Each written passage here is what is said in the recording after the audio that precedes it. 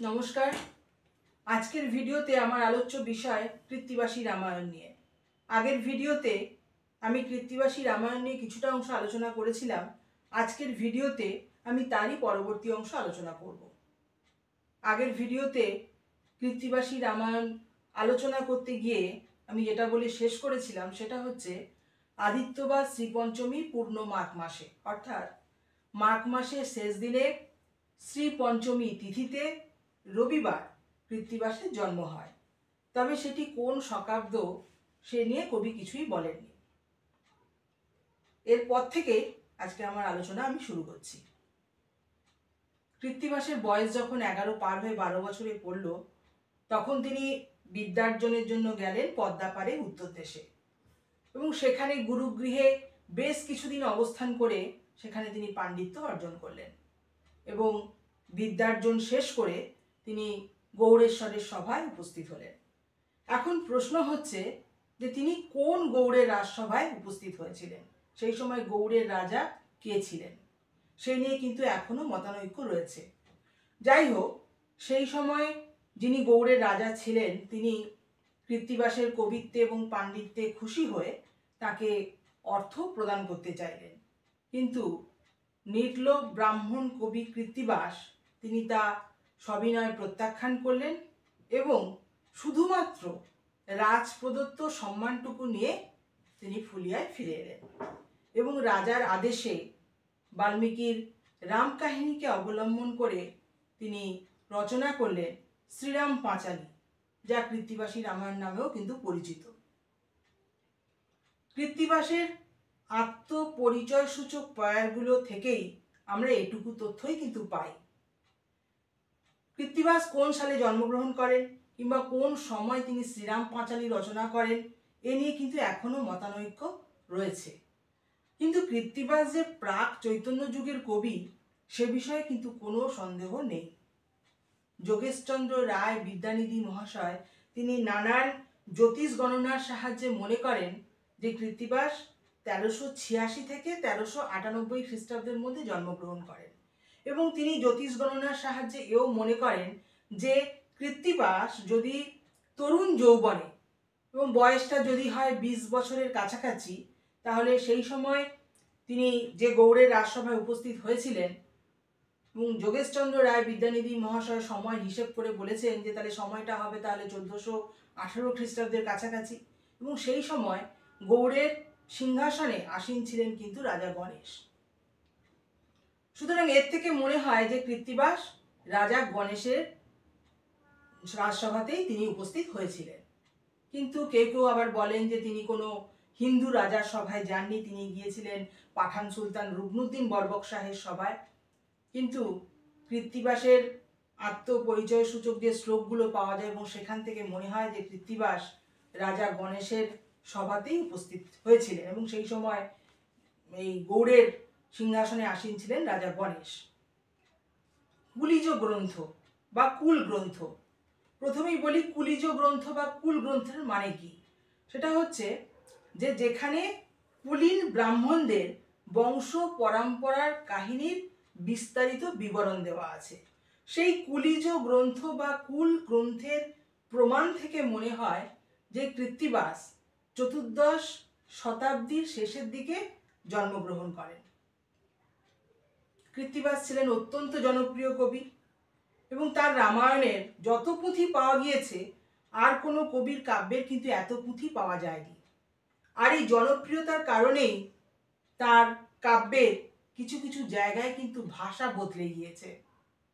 সুতরাং দেখা যাচ্ছে যে যিনি বা যারা পরবর্তীকালে এই কৃত্তিবাসী রামায়ণকে তারা ছাপার অক্ষরে যখন প্রকাশ করেন তখন কিন্তু তারা অনেক জায়গায় কলম চালিয়েছেন। সুতরাং এখন যে ছাপা রামায়ণ অর্থাৎ বা যেটা মুদ্রিত রামায়ণ আমরা যেটা বলি এবং সেই মুদ্রিত রামায়ণ যেগুলো এখন পাওয়া যায় সেখানে কিন্তু মূল কৃত্তিবাসী রামায়ণের কিন্তু অনেক পরিবর্তন হয়েছে। সুতরাং পার্থক্য যেমন আছে তেমনি সাদৃশ্য তেমনি আছে। যাই হোক, 1802 থেকে 3 খ্রিস্টাব্দের মধ্যে শ্রীরামপুরের খ্রিস্টান মিশনের ডক্টর উইলিয়াম কেরির উদ্যোগে কৃত্তিবাসী রামায়ণের প্রথম 5টি খণ্ড মুদ্রিত হয় শ্রীরামপুর মিশন প্রেস থেকে, এবং পরবর্তীকালে এই কৃত্তিবাসী রামায়ণে যত সংস্করণ মুদ্রিত হয়েছে তা কিন্তু সবই শ্রীরামপুরী সংস্করণের উপর ভিত্তি করেই কিন্তু সম্পাদিত। কৃত্তিবাস সরল বাংলা পয়া ত্রিপদী ছন্দে তিনি বাল্মীকি রামায়ণে মূল কাহিনীকে তিনি কিন্তু সংক্ষেপে বিবৃত করেছেন। তাই কৃত্তিবাসী রামায়ণকে মূল রামায়ণ বা বাল্মীকি রামায়ণের আক্ষরিক অনুবাদ না বলে বরং ভাবানুবাদ বলা যেতে পারে। মূল রামায়ণ বা বাল্মীকি রামায়ণ ছাড়াও কৃত্তিবাস অন্যান্য রামায়ণ এছাড়া অন্যান্য সংস্কৃত যে কাব্য ছিল এবং সেখান থেকে তিনি কাহিনী সংগ্রহ করেছেন, এবং কিছু কিছু জায়গায় তিনি নিজস্ব কিছু সংযোজন করেছেন। অনেকে বলেন যে কৃত্তিবাস সংস্কৃত জানতেন না।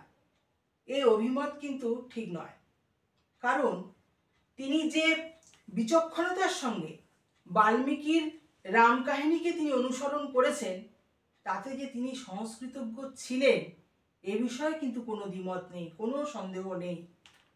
তবে কৃত্তিবাস রচনা করেছিলেন পাঁচালী, আর বাল্মীকি রামকথা হলো মহাকাব্য। সুতরাং বাল্মীকি রামায়ণ বা মূল রামায়ণ অপেক্ষা তার রচনা যে নিরস হবে সে বিষয়ে তো কোনো সন্দেহই নেই।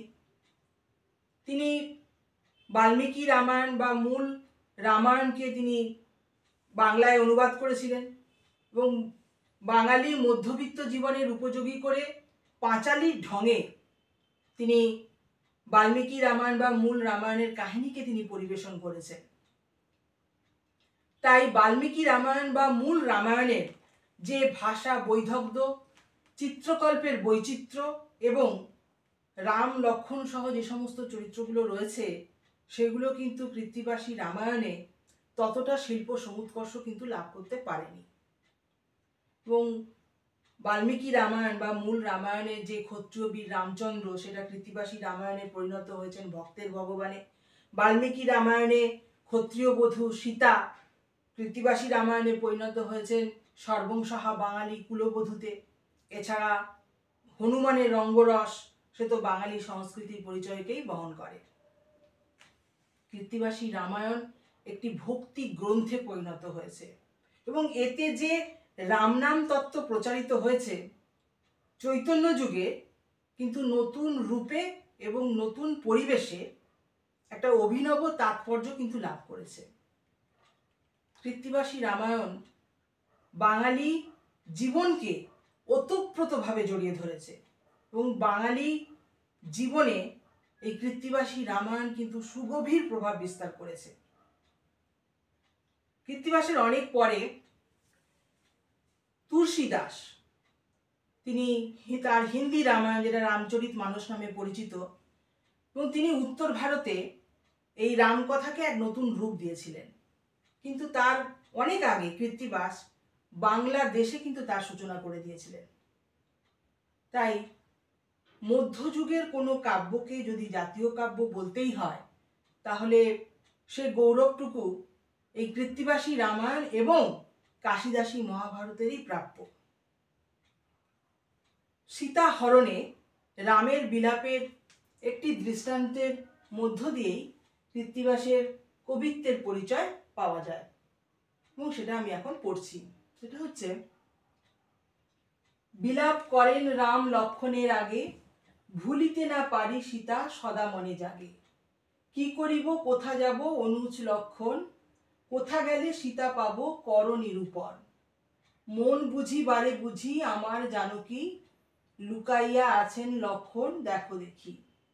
বুঝি কোনো মুনিপত্নী সহিত কোথায়, গেলেন জানকী না জানাইয়া আমায়। গোদাবরী নীরে আছে কমল কানন, তথা কি কমলমুখী করেন ভ্রমণ। এটি দ্বিতীয় সংস্করণ এবং শ্রীরামপুর মিশন থেকে প্রকাশিত হয়। জয়গোপাল তর্কালঙ্কারের সম্পাদনায় এই দ্বিতীয় সংস্করণটি দুটি খণ্ডে কিন্তু প্রকাশিত হয়। এবার বলি, সেটা হচ্ছে যে এই যে দৃষ্টান্ত, এই দৃষ্টান্তের মধ্যে ভাষাগুলো লক্ষ্য করার মতন, এবং এখানে যে ভাষাগুলো দেখা যাচ্ছে সেই ভাষা কিন্তু 500 বছর কি তারও অনেক আগের ভাষার সাক্ষ্য কিন্তু বহন করে না।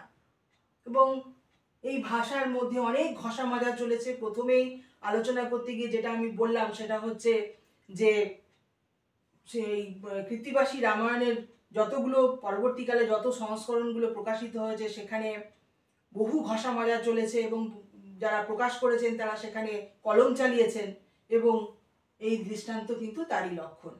এটা মোটেও 500 বা 500 বছর বা তার আগের ভাষার কিন্তু সাক্ষ্য বহন করে না।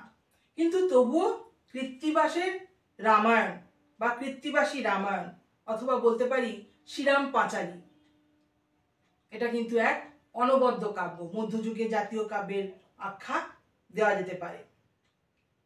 বাঙালি জীবনের সঙ্গে ওতপ্রোতভাবে জড়িত, এবং বাঙালি জীবনে এর প্রভাব সুগভীর। যাই হোক, আজকের এই ভিডিওতে আমার আলোচনা আমি এখানেই শেষ করলাম, এবং পরবর্তী ভিডিওতে আমার আলোচনা থাকবে মহাভারতের অনুবাদের ওপর। যাই হোক, তাহলে আজ এই পর্যন্তই। নমস্কার।